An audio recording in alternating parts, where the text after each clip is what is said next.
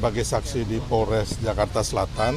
Nah, ini karena kasusnya dilimpahkan ke Polda Metro Jaya, tentunya saya akan menjawab apa yang saya tahu, apa yang saya lihat. Ya, intinya semua kejadian-kejadian mengenai indikasi pidana pencemaran nama baik, ya kan, terus penghasutan dan juga fitnah yang terjadi mengenai tudingan ijazah palsu kepada Bapak Insinyur Haji Joko Widodo, intinya itu. Ya. Bukti-bukti yang dibawa dari Polres Jakarta Selatan itu dibawa lagi ke Polda Metro Jaya ini nggak, Pak? Saya belum tahu ya, tapi kelihatannya bisa jadi sebagian dibawa atau nanti minta dilengkapin lagi ya. Kalau Abang sekarang bawa alat bukti baru atau cuma untuk menghadiri sebagai bukti-bukti yang kemarin di Polres sih sudah cukup banyak ya, yang diajukan oleh teman-teman dari Peradi Bersatu. Nah, saya saat ini nggak membawa bukti baru. Ya, kemungkinan nanti kalau diminta lagi atau dilengkapi ya akan kita serahkan. Pak, ini kan dari 6 laporan, 4 diantaranya sudah masuk ke penyidikan tapi belum dilengkapi. Ada yang bisa ditambah? Ya. Ya, saya pikir sebenarnya isu ijazah palsu dan juga isu pemaksulan ini udah game over ya, udah selesai ya kan. Tinggal kita lihat drama-drama dan telenovela yang akan terjadi mulai nanti penyidikan, terus ditetapkan para tersangka, mungkin lebih banyak dari 5 nih, ya kan. Nah, itu kewenangan penyidik. Setelah itu nanti ada terdakwa dan juga narapidananya siapa gitu loh. Jadi karena apa?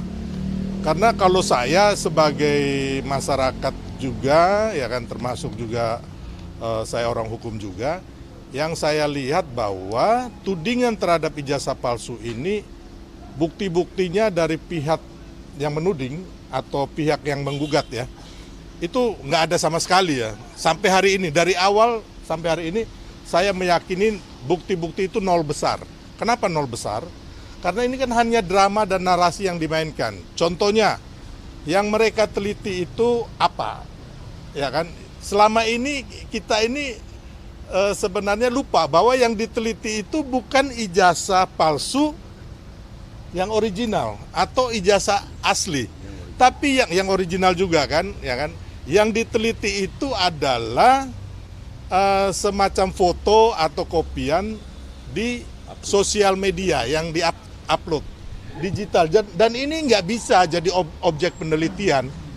Mau pakai peneliti hebat dari manapun udah nggak bisa. Sedangkan kita lihat bahwa penelitian yang ada di Bareskrim, laboratorium forensik itu, yang diteliti adalah ijazah asli Pak Jokowi, ijazah asli nih, ijazah original, ijazah analog, yang hasilnya adalah identik dengan ijazah asli, ijazah analog, dan ijazah original 3 teman Pak Jokowi. Ya.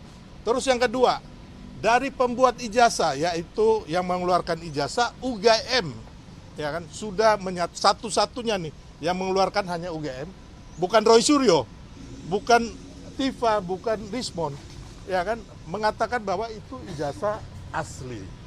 Dan ada lagi satu lagi, ya kan, yang membuat kita tambah bingung.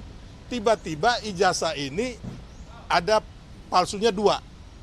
Ya, 1 dipalsukan sebelum tahun 2005 ketika Pak Jokowi nyalon wali kota Solo, ya kan? Nah, itu dituduhkan UGM yang memalsukan. Kenapa? Mereka menggeruduk UGM, ya kan? Mereka menggugat UGM. Tiba-tiba muncul lagi Bitor Suryadi, entah makhluk ini datang dari mana, ya kan, yang tidak mempunyai bukti, tidak mempunyai fakta-fakta hukum, mengatakan bahwa ijazah ini dipalsukan di Pasar Pramuka tahun 2012. Bukan hanya ijazah, ya kan, termasuk segala macam lah untuk pencalonan gubernur ya.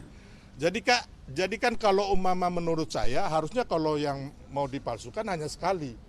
Ya kan, tahun 2005 itu. Tahun 2012 itu kan untuk pencalonan gubernur tinggal di copy paste. Gitu. Jadi kembali lagi saya bilang isu ijazah palsu ini menurut saya sudah game over, termasuk isu pemaksulan. Ya kan? Karena apa?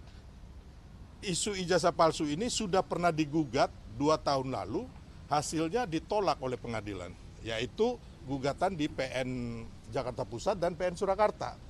Ya kan, bahkan ada yang mengeluarkan menuduh ijazah palsu ini sudah dipidana, yaitu Bambang Tri dan juga si Gus Nur, ya kan. Nah, kemarin kawan-kawan ya kan, bahwa ijazah gugatan Dumas di Mabes Polri itu sudah kandas dengan sendirinya. Karena satu, nggak punya legal standing, nggak punya bukti-bukti yang valid. Terus yang kedua, gugatan tudingan ijazah palsu yang kemarin di Surakarta, di Solo, dan juga di Sleman, itu sudah ditolak atau NO. Ya. Jadi kembali lagi, isu ijazah palsu ini menurut saya udah selesai. Tinggal kita saat ini menikmati drama-drama telenovela, ya kan, baik itu Tangis dan Tawa yang dilakukan oleh Roy Suryo, Rismond, dan lain-lain. Jadi kepada masyarakat Indonesia, menurut saya ini udah selesai. Tinggal ini bagian hiburan aja, ya kan.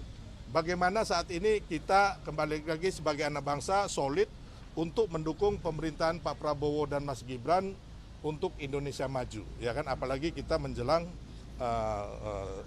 ulang tahun yang ke-80 ya. Ya mungkin dari saya. Hari ini juga akan turut mendesak KPMJ untuk segera menetapkan tersangka atau gimana? Oh enggak, itu kewenangan ya, kewenangan PMJ. Kita biarkan Polda Metro Jaya, jangan sampai ada yang mengatakan bahwa diintervensi. Karena menurut saya tanpa intervensi atau tanpa dorongan kita, melihat indikasi pidana-pidana yang terjadi, fakta-fakta hukumnya, ini nggak ada yang bisa mengelak ini. Kalau menurut saya sih tidak mendahului Tuhan ya, ini udah hampir kalau katanya Roy Suryo 11.000 triliun masuk penjara. Ini ya. Jadi intinya bahwa tanpa kita mendesak, ya kan, biarkan saja Polda Metro Jaya memprosesnya dengan baik dan benar.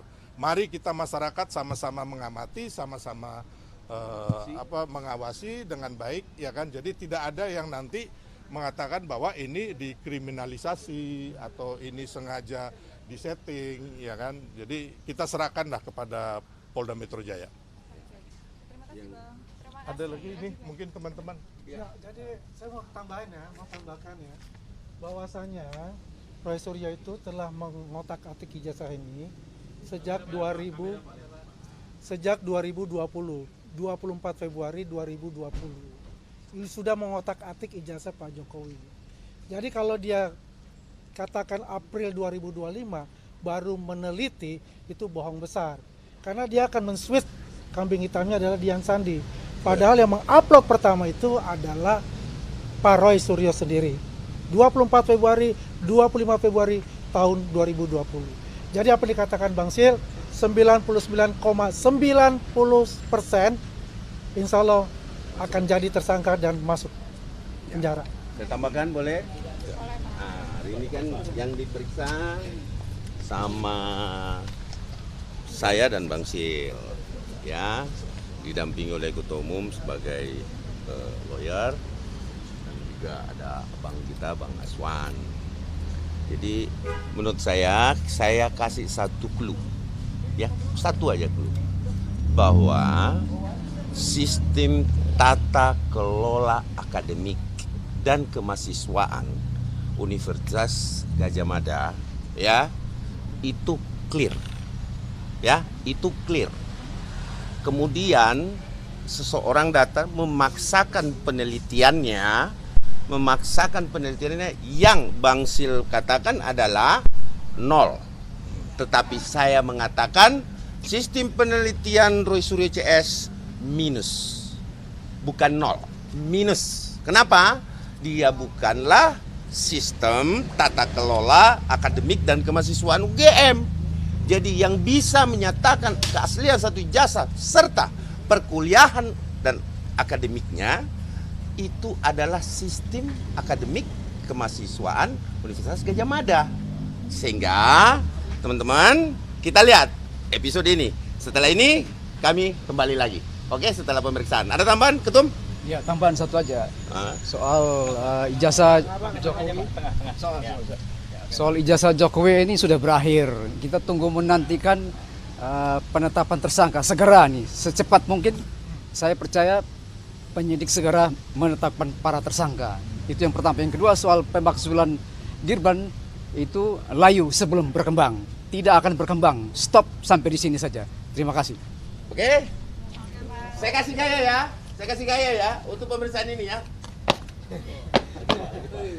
Oke? Oke teman-teman? Oke. Oke.